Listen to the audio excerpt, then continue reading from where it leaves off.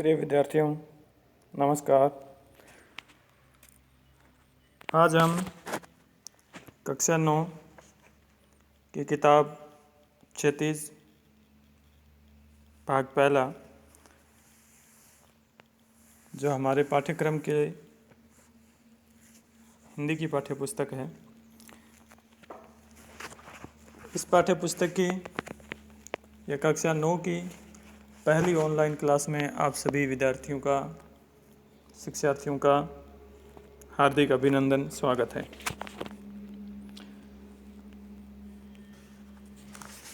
तो शुरुआत हम कर रहे हैं। पहला ही हमारा पाठ है, गद्य खंड से प्रारंभ करते हैं। पहले पाठ से शुरू करते हैं, जिसका नाम है दो बैलों की कथा। दो बैलों की कथा एक कहानी है और कहानी के कहानीकार है, लेखक हैं प्रेमचंद, मुंशी प्रेमचंद, जो एक जाना पहचाना नाम है हिंदी गद्य का।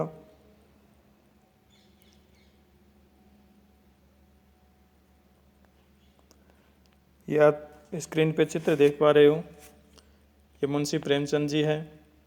तो सबसे पहले या इस कहानी को पढ़ने से पहले हम मुंशी प्रेमचंद के जीवन के बारे में संक्षिप्त परिचय कर लेते हैं।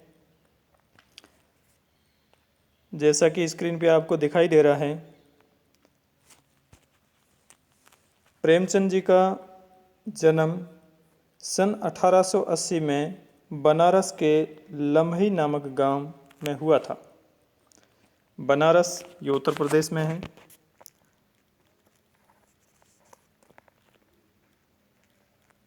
जिसे वाराणसी भी कहते हैं। इसके पास में ही एक छोटा सा गांव है जिसका नाम है लम्ही। वहाँ पर इस महान साहित्यकार का जन्म हुआ सन 1880 में।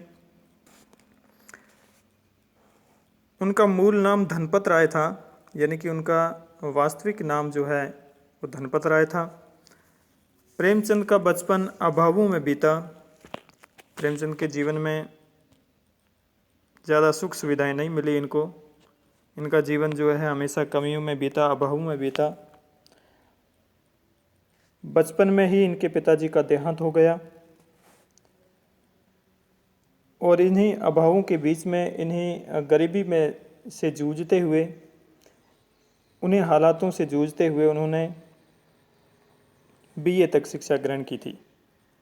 उनकी शिक्षा जो है वो बीए तक ही, बैचलर ऑफ आर्ट्स, स्नातक तक, आर्ट्स में स्नातक तक ही पूरे कर पाए थे। उन्होंने शिक्षा विभाग में नौकरी की, परंतु असहयोग आंदोलन में सक्रिय भाग लेने के लिए सरकारी नौकरी से उन्होंने त्याग पत्र दे दिया।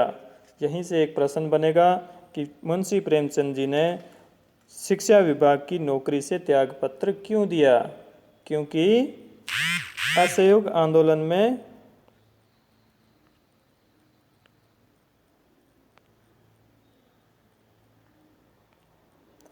असहयोग आंदोलन में सक्रिय भाग लेने के कारण उन्होंने अपनी नौकरी से त्यागपत्र दे दिया।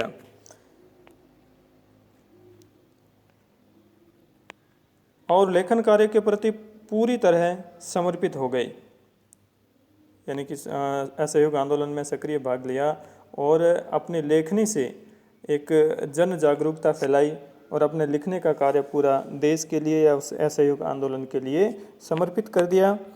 सन 1936 में इस महान कथाकार का देहांत हो गया, यानी कि इनका जन्म हो गया 1880 में लम्ही बनारस में, जो उत्तर प्रदेश के अंदर है, और इनका निधन हो जाता है, देहांत हो जाता है सन 1936 में।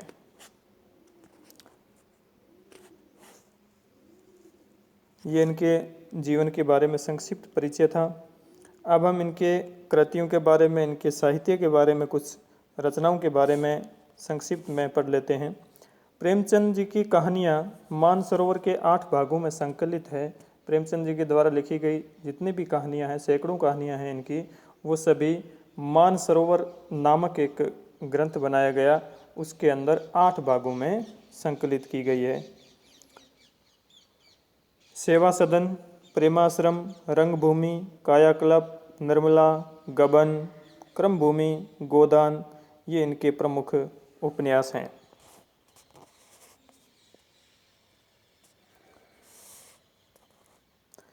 आपने क्रबला तथा प्रेम की वेदी नामक नाटकों की रचना भी की है।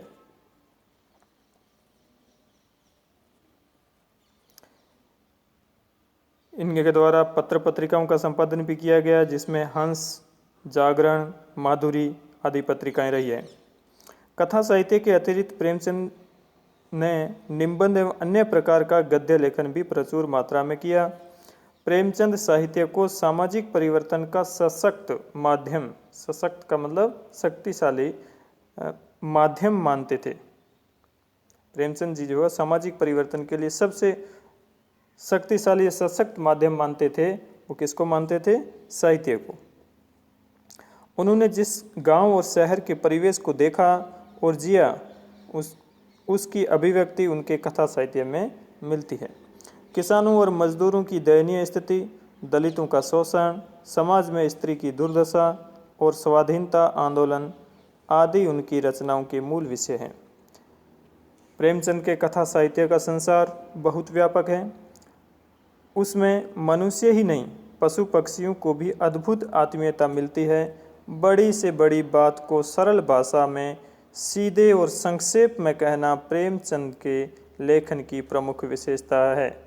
यहाँ पर आपको विशेष ध्यान देना है कि प्रेमचंद जी के जो साहित्य है, जो लेखन कार्य उनका है, जो लेखन है, उनकी सबसे प्रमुख, सबसे विशेष या मुख्य जो विशेषता है वो है कि वो बड़ी से बड़ी बात को, गंभीर से गंभीर बात को सरल भाषा में सीधे और संक्षेप मात्र कुछ शब्दों में ही वो बयां कर देते हैं।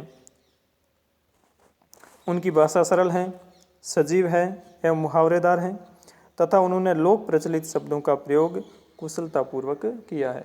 यानी कि इनके साहित्य के अंदर लोक प्रचलित, लोक भाषा के शब्द भी मिलते हैं। ये तो उनका रचनाएं थी। अब इनकी साहित्यिक विशेषताएं पढ़ने से पहले मैं इनके बारे में कुछ और रचनाएं बता दूं। बाल साहित्य में इन्होंने बाल साहित्य भी लिखा है, जिसमें राम कथा और कुत्ते की कहानी इन्होंने लिखी है, और निबंध संग्रह भी लिखे हैं, जिसमें से प्रमुख है कुछ विचार तथा विविध प्रसंग, जो है वो आपके निबंध संग्रह है। अब साहित्य की विशेषताएं।